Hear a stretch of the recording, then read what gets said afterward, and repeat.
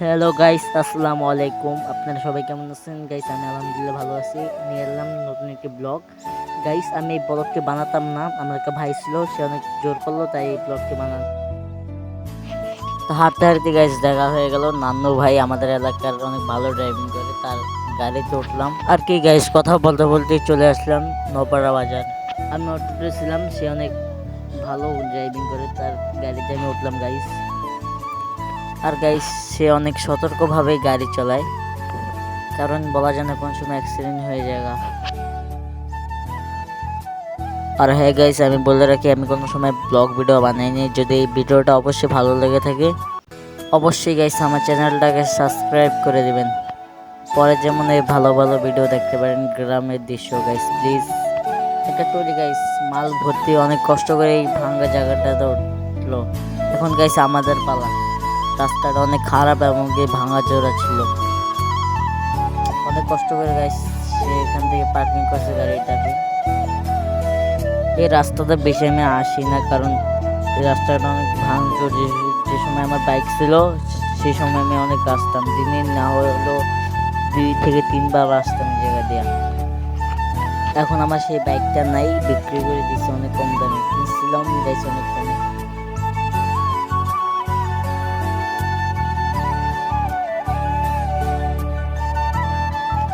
অবশেষে চলে আসলাম গাইস নপাড়া বাজার। ট্রলার ঘাট থেকে গাইস, ট্রলার ছাড়ে নাকি না ছাড়ে, লেট ধরতে পারে গাইস। এখানকার আবহাওয়াটা অনেক ভালো ছিল, কারণ এখানে বাতাস বইছিল।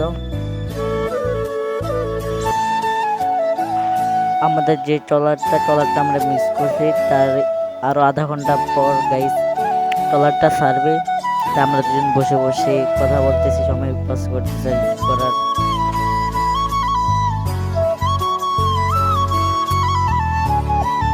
আর গাইস, আমার ফোনের ক্যামেরাটা অনেক বাজে ছিল, যতটুকু পরিমাণ ততটুকু আমি দেখানোর চেষ্টা করতেছি। আর গাইস, কথা বলতে বলতে আমাদের যাওয়ার সময় এসে পড়লো, আমরা এখন ট্রলারে উঠবো। আর গাইস, ট্রলারে অনেক লোক ছিল, তাই আমি ভালো করে ক্যামেরাটা ধরতে পারিনি, কারণ একটু শরম করছিল গাইস। যতটুকু পরিমাণ ততটুকু আমি দেখানোর চেষ্টা করেছি।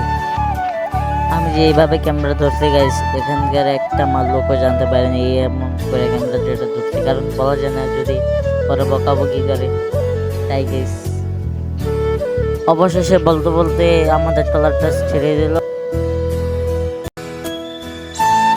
আর আমরা দিঘিরপাড় বাজারের কাছাকাছি চলে আসছি। আর আর আজকে নদীটা অনেক শান্ত, কোনো ঢেউ নাই, তাই অনেক মজা করে চলে আসছি আমরা গাইস। এখন দিঘিরপাড় বাজারে চলে আসছি, আর এখান দিয়ে গাইস পারাপার করে মানুষে, ওই সাইডে বাইক আছে, ওই বাইক দিয়ে গাইস নপাড়া আসা যাওয়া করে মানুষ। আমরা একটু প্রস্তুত দিয়ে কটা পিক দিলাম।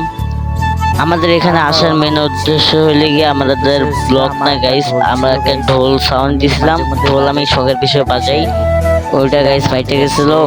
আমাদের আসার মেন উদ্দেশ্য হচ্ছে গিয়ে ঢোলটা আনা। তারপর গাইস রাস্তা দিয়ে ভালো একটা ভিডিও করলাম। সবসময় সব ভিডিও করা যায় না গাইস, শরমের বিষয় আছে একটা। তারপর আমরা যতটুকু পরিমাণ গাইস দেখানোর চেষ্টা করতেছি বাজারের চারপাশটা।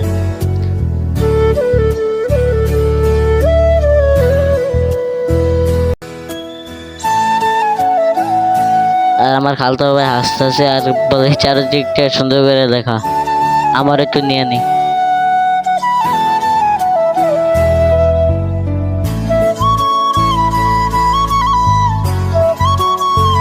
তারপর গেছে আমি ঢোলের দোকানে গেছি, পুরো ভিডিওটা দিতে পারিনি।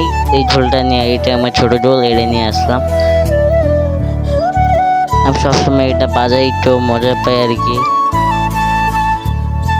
তারপর গাইছে আমরা ঢোলটা ট্রলার উঠে এসে গাইছে এখানে যাওয়ার রওনা দিছি। মানে আমার একটা আগে ফোন ছিল, যেখানে আমি চা খেতে গেছিলাম, আমার থেকে চুরি করে নিয়ে গেছিলো, সেই জায়গায় আবার চা খেতে যাম।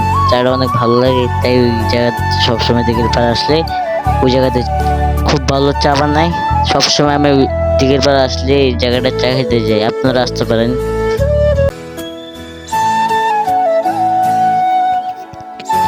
আর সামনে গাইস কিছুটা জাম লেগে গেছিল, আমরা অনেক ফাজলাম করে কষ্ট মষ্ট করে গেলাম গাইস, একটু মজা নিলাম একটা তো মুরব্বীর সাথে। তারপর কি গাইস মজা করে করে হাঁটা শুরু করলাম।